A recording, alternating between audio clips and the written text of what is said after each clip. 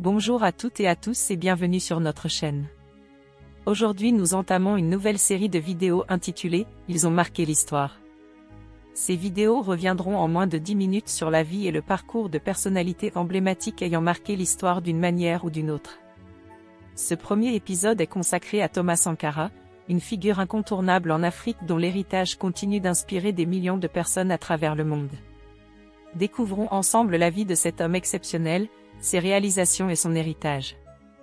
Thomas Isidore Noël Sankara naît le 21 décembre 1949 à Yako, une petite ville de la Haute-Volta, alors sous domination coloniale française, aujourd'hui connue sous le nom de Burkina Faso. Il est le troisième d'une fratrie de 10 enfants. Son père, Joseph Sankara, est un ancien combattant de l'armée française ayant servi pendant la Seconde Guerre mondiale, tandis que sa mère, Marguerite Sankara, est une femme au foyer dévouée. Les parents de Thomas attachent une grande importance à l'éducation de leurs enfants. Grâce à cette rigueur éducative, Thomas accède à une école catholique où il reçoit une éducation stricte, alliant discipline et valeurs morales. Très jeune, Thomas Sankara manifeste un intérêt pour l'engagement politique et se distingue par son intelligence et son sérieux. En 1966, à seulement 16 ans, il décide de suivre les traces de son père et s'engage dans l'armée. Il intègre l'académie militaire de Kadiogo, où il reçoit une formation rigoureuse. C'est dans ce cadre qu'il développe un sens aigu de la discipline et du leadership, ainsi qu'une conscience politique encore plus affirmée. Pendant sa formation, il est envoyé à Madagascar en 1970, où il assiste aux révoltes populaires contre le gouvernement de Philibert Tsiranana. Cette expérience est déterminante et renforce ses convictions anti-impérialistes et révolutionnaires. En 1983, la Haute-Volta traverse une période de grande instabilité politique, marquée par des conflits internes, une crise économique sévère, et des tensions croissantes avec l'ancien colonisateur, la France. À cette époque, Thomas Sankara est nommé Premier ministre sous la présidence de Jean-Baptiste Ouédraogo, mais son discours radical et ses positions anti-impérialistes inquiètent rapidement les autorités.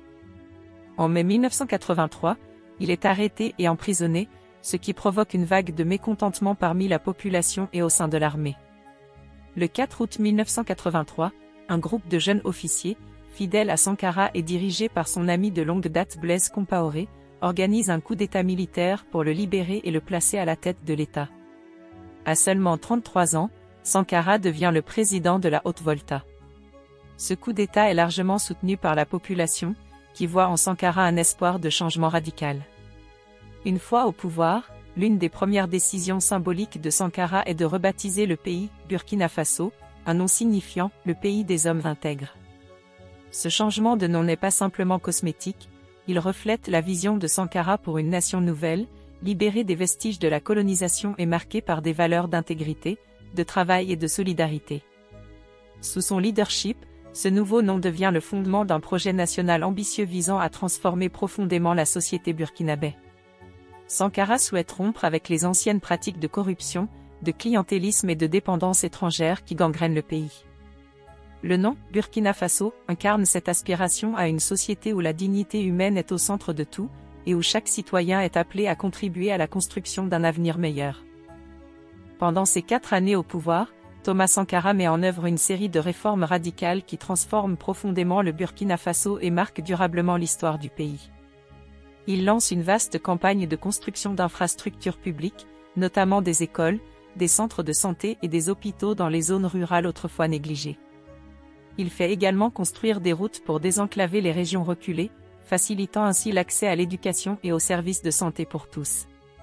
Grâce à ces efforts, le taux de scolarisation augmente, et le pays fait des progrès significatifs dans la lutte contre l'analphabétisme. L'une de ces réformes les plus audacieuses est la nationalisation des principales ressources naturelles du pays, notamment la terre et les mines, afin de garantir que les richesses du Burkina Faso bénéficient en priorité à ses citoyens. Il lance également un programme ambitieux d'autosuffisance alimentaire, encourageant les Burkinabés à consommer ce qu'ils produisent et à réduire leur dépendance aux importations. Sous sa direction, le pays atteint l'autosuffisance en céréales en moins de 4 ans. Sur le plan social, Thomas Sankara est un fervent défenseur des droits des femmes, un domaine dans lequel il se montre particulièrement avant-gardiste pour l'époque. Il interdit l'excision, les mariages forcés, et la polygamie. Des réformes sont également engagées pour permettre aux femmes d'accéder à des postes de responsabilité. Il soutient activement l'idée que l'émancipation des femmes est un pilier essentiel du développement de la nation. Sur la scène internationale, Sankara devient rapidement une voix forte et respectée dans la lutte contre le néocolonialisme. Lors de sommets internationaux, il plaide sans relâche pour l'annulation de la dette des pays africains, qu'il qualifie de recolonisation économique. Selon lui, cette dette est un fardeau illégitime imposé par les anciennes puissances coloniales pour maintenir leur emprise sur l'Afrique. Il milite pour une solidarité panafricaine, encourageant les autres dirigeants africains à rejeter les pressions des institutions financières internationales et à défendre la souveraineté économique de leur pays.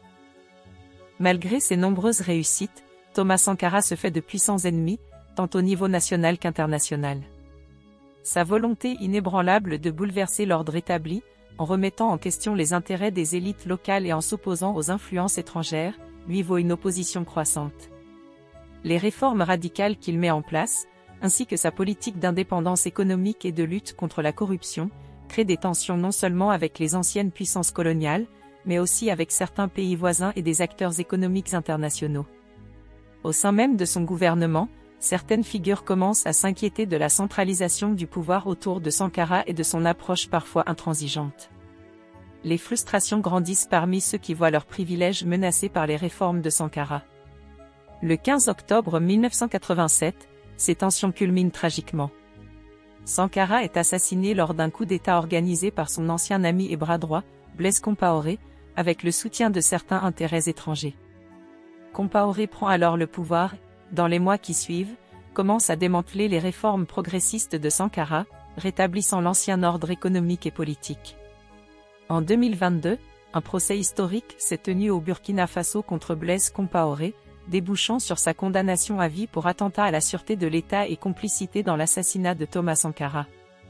Cependant, étant en exil en Côte d'Ivoire depuis 2016, Compaoré n'a pour l'instant pas été arrêté et bénéficie de la protection des autorités ivoiriennes, malgré qu'il soit visé par un mandat d'arrêt international. Malgré sa mort tragique, l'héritage de Thomas Sankara perdure.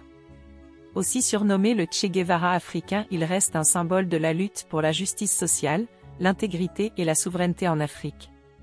Aujourd'hui encore, son exemple continue d'inspirer des mouvements et des leaders à travers le continent et au-delà, notamment chez ceux qui aspirent à un changement profond et durable en Afrique. Merci d'avoir suivi cette vidéo. N'hésitez pas à vous abonner à la chaîne pour ne pas rater les prochains épisodes d'Ils ont marqué l'histoire. Vous pouvez aussi nous suivre sur nos autres réseaux, vous y retrouverez des publications régulières concernant l'actualité politique et géopolitique.